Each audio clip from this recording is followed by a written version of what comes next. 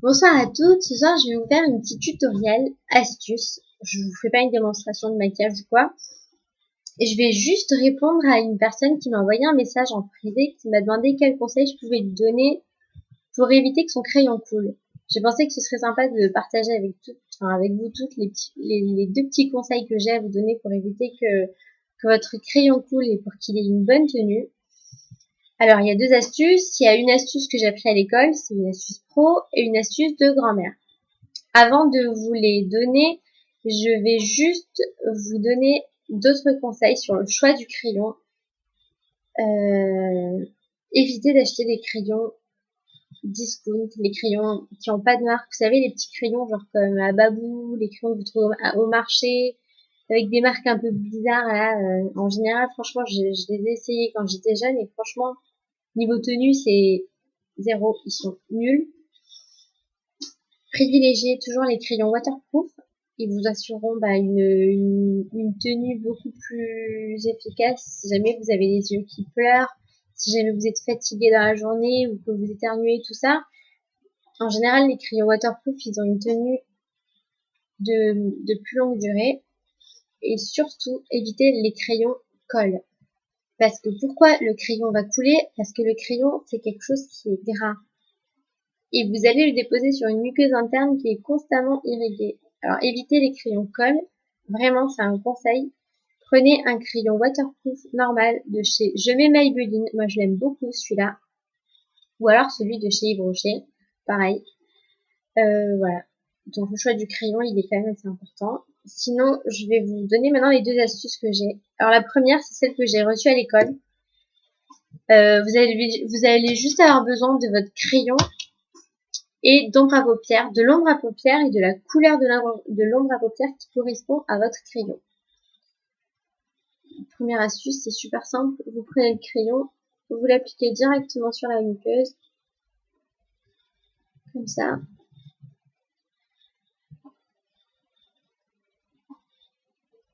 Et ensuite, à l'aide d'un petit pinceau, un petit de préférence, parce que sinon, s'il est grand, vous allez en mettre partout. Vous prélevez l'ombre à paupières. Là, je prélève du noir parce que j'ai mis un crayon noir. Mais si vous mettez du marron, vous prenez l'ombre à paupières marron, etc. Et ce que vous faites, en fait, vous allez venir matifier le trait de crayon.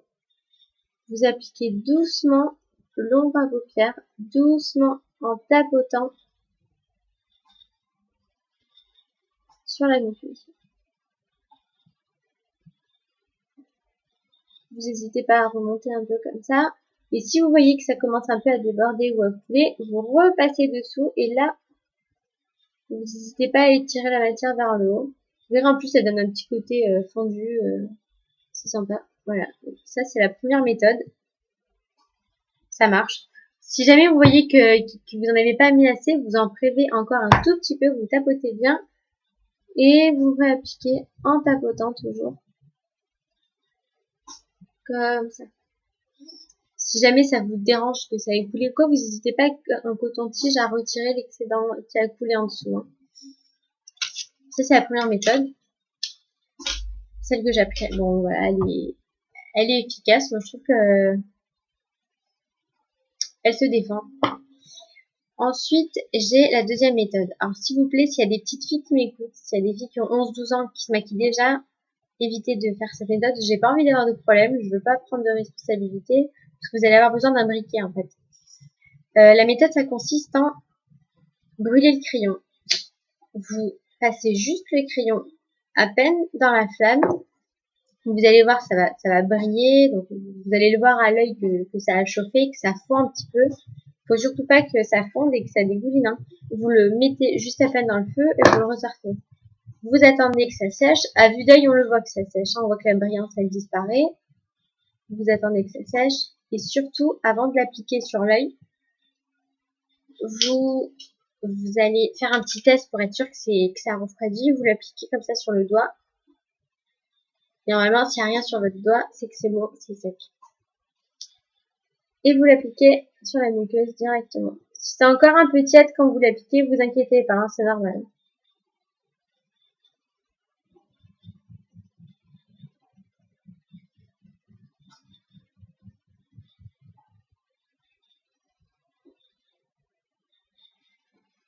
Voilà, ça c'était la deuxième méthode.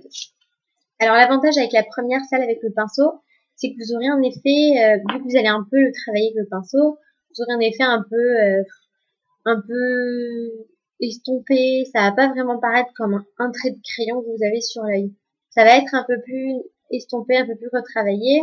Et l'avantage que vous avez avec le crayon que vous allez brûler, c'est que ça va pas faire un léger trait de crayon, ça va vous faire un trait de crayon beaucoup plus épais, beaucoup plus marqué, et ça va tenir. Bon, pour ma part, les deux méthodes, elles marchent sur moi. Moi, je vous conseille d'essayer les deux, de voir laquelle vous correspond le mieux. Et voilà, en fonction de ça, vous pourrez choisir laquelle vous correspond le mieux. Voilà, c'était les deux petites méthodes que je pouvais vous proposer. Moi, en tout cas, pour ma part, elles sont très efficaces et je vous conseille vraiment d'essayer. Vous me donnez-moi des nouvelles, dites-moi si ça a marché, dites-moi si ça n'a pas marché. Après, ça ne peut pas marcher sur tout le monde. Mais en tout cas, moi, je sais que c'est personnel après, hein. Ce sont vraiment des méthodes qui se sont avérées efficaces. Voilà, c'était les astuces du soir. Je vous souhaite une bonne soirée et bon courage. N'hésitez vraiment pas à essayer. Même le coup du briquet, bon, à part pour les petites filles qui m'écoutent, s'il vous plaît, faites attention. Vous brûlez pas l'œil. Je veux pas avoir de problème avec vos parents après. Faites très attention. N'essayez pas, ou alors demandez à ce que votre maman, elle le fasse à côté de vous et qu'elle vérifie bien que ce soit à froid. On n'est jamais trop prudent. Voilà, c'était les petits conseils que je peux vous donner. J'espère que ça va marcher sur vous toutes. Et je vous souhaite une bonne soirée.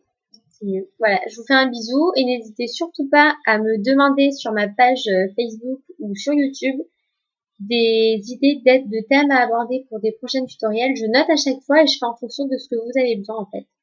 Donc voilà, n'hésitez pas.